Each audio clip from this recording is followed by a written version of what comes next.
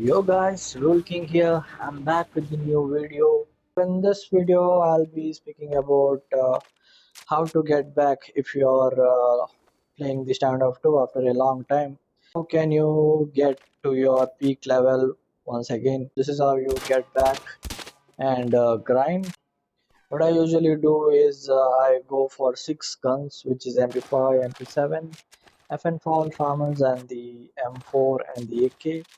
There are two category of guns in this. MP7 is a little bit higher recoil than the MP5. Even here, FN Fall and Farmers, the FN Fall is a higher recoil. Here it is obvious, you know it. The thing is if you're playing in MP7, you do a less movement when you kill the enemy, and you do tap or the burst. That's how you use these guns, and you keep practicing over the training ground. But when it comes to MP5, you can be more you can give a little bit more of the movement as compared to the MP5 and the other guns. If you're playing with the FN Fall, giving a lot of movement would ruin your. What you do is you do subtle movement, and I think I made a video way long before on the joystick. Like to do the movement, you have to move your thumb inside the joystick to get that accurate headshot. And similarly, if you are using the farmers, you can be bit more. You can give bit more movement and get the enemy. That's it for the training. Once you are good with all the 6 guns, you're good to go for in-game. So let's move on to the in-game game. So in-game, it is all about the game sense. So starting with, we can go for the walks, the movement. You can do the silent walk, which is the best one of all three. Then there is moonwalk. You can do this. This is a little bit faster than the silent walk. When there will be a bomb planted, you have to move faster. So this will be helpful. And then the third one is the catwalk, where you crouch at a particular moment like that, so that the footstep would not be audible to the enemy. It it helps you to go stealth mode. These are the three types of walks that you can use in the game. So as a terror, when the game starts, when like if you're playing competitive, it's recommended to push A because B has more side to hold. Holding the B side with a random team is very difficult. So you maximum push to the A to win the more matches, like more rounds. There is a chance that you would win more matches in the A side. As soon as you push A, you do a stun over here from here. That's a basic thing you do. We see many people players use it. And after coming here, like usually people camp in the app the main side of the app. You go for the spot, and then you do a throw here.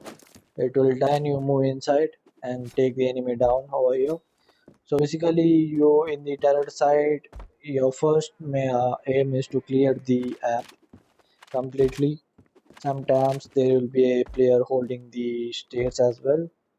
So you completely clear the app. Now once you get the control of the apps, it's pretty easy. Like you have to do few nades which will hit the players over here, or maybe they'll be over there. It's basically about the lineups that you do. The few lineups that I recommend you to do is also which goes takes down the box guy. He'll be over here. So that need you can do it from here so that you don't go, and all the rest, all the nades that you do, it won't hit the box behind the box. So that's the only nade which will hit the box. And there are some nades, some lineups like this which you keep in between here and do the molly so that it hits over here. And you can also molly here down, but that's the few nades that I use. Here you can do this one if someone is holding the box. You can do this nade and it will hit and give some damage. And yeah, those are the few things you can do in the T side. Main thing to keep in mind is that you have to molly the A long and then smoke here. You don't do it on the opposite side. You don't smoke the A long. The reason is simple. If you're going for a plant, there should not be anyone over here. If there is a smoke, they can shoot through the smoke. That's why you molly here. You never do both together because you know that molly and the smoke don't go well with each other. Molly just goes off and you can just be in the smoke and you can shoot. Always molly over here, that to do it accurately, because if you're mollying somewhere else on the wall, if it hits here, there will be a little bit space over here so that the enemy can take you down. If you do a exact molly over here, it will spread, so you'll get a space to plant over here. And smoking is not mandatory, so just do that. If there is a smoke, the guy would rotate from the square. Square, obviously there would be some guy over here protecting it, the square, so it would be safe. And once you plant the bomb, it's the golden rule. You hide. Don't go for fight once you plant as a terror. You hide. You stall as much as possible to win. But in lower rank lobbies, they just go and play some other. They play here. They play this or maybe over here go for pushing. You don't do it against a good team. If you are aware, like the opponent is not that good, you can just hold here and take the enemy. But mostly if you are losing or something, then you have to hold back and stall them as much as possible. Wait for them to defuse. You can do, if you have a nade or a molly, you can just throw like this and it will hit the guy who is defusing.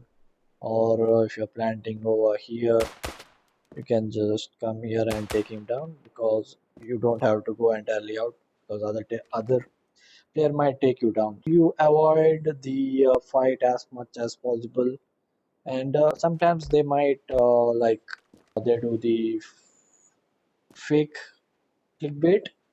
Clickbait is the right word. Like they do clickbaits, like they click and they just go out and stand here, and when you peek, they take you down. This is the tips, like from the for the CT as well. If you as a CT, you go and click, and then you move aside and then take the enemy if they are hard camping. And as a terror, you can just jump over here and check if he is really diffusing or not.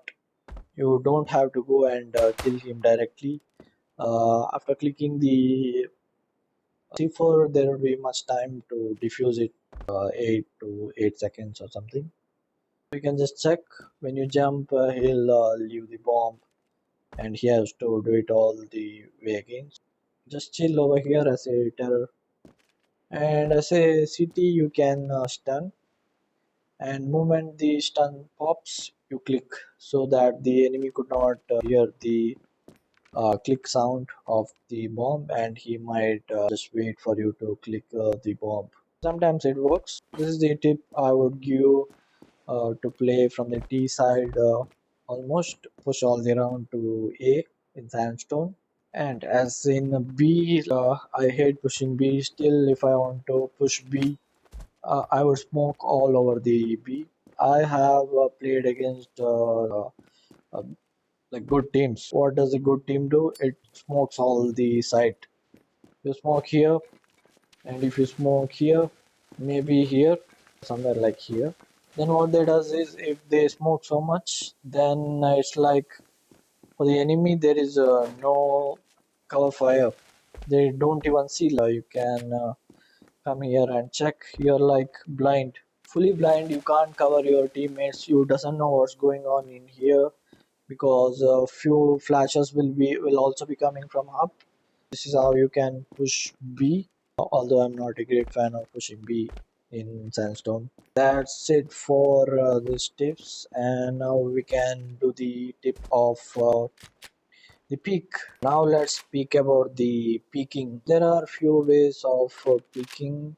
Some are there for collecting info, like when you're playing the mid, you flash up and you go here. You just peek with the shoulder peek. When you do a shoulder peek, you are going out for collecting info. Like when you do this, you'll go up on the map. You'll see a red dot if there is an enemy holding there. So that's a shoulder peek you do to collect info. Maybe you are unsure if there is an enemy or not. You just do this to just to check if there is an enemy or not. That's the shoulder peek with a crouch. That is more effective rather than doing this.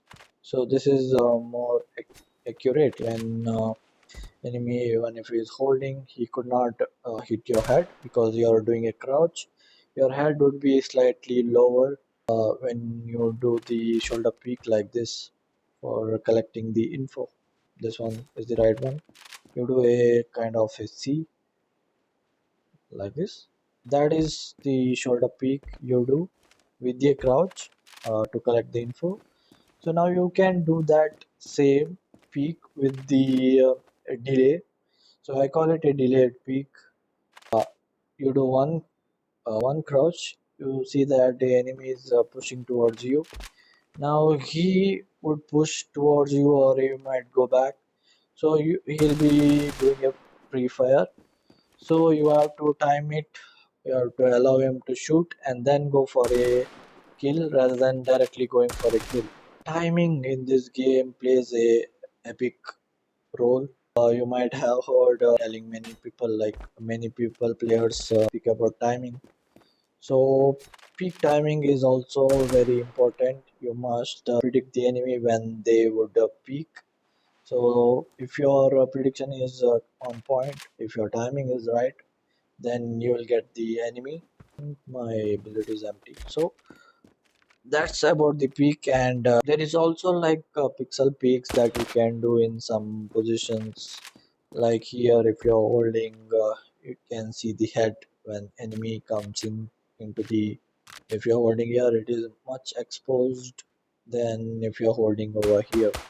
So there are a few pixel peaks over there, maybe here when the enemy, so consider those things, use those things, and with the peak, apart from that you can do a damage gameplay, like you go out, give some damage and come back, rather than going for a full kill. So you can give some damage and just back off. When they will push, eventually they're already low on HP. You can let them be for now. Maybe rotate here and play something else, because eventually they're already lower HP. Your teammate also can get them instead of going for a full kill and get giving your kill to them. Is a bad idea rather than giving few damage and letting them survive, because damage plays a very important role in this game because you can't heal. Matter of fact, the utilities I see in competitive games, nobody use utilities as a main thing. Valorant has become all about utilities, so they are just like saying it's boring. So utility is that much of importance in a game.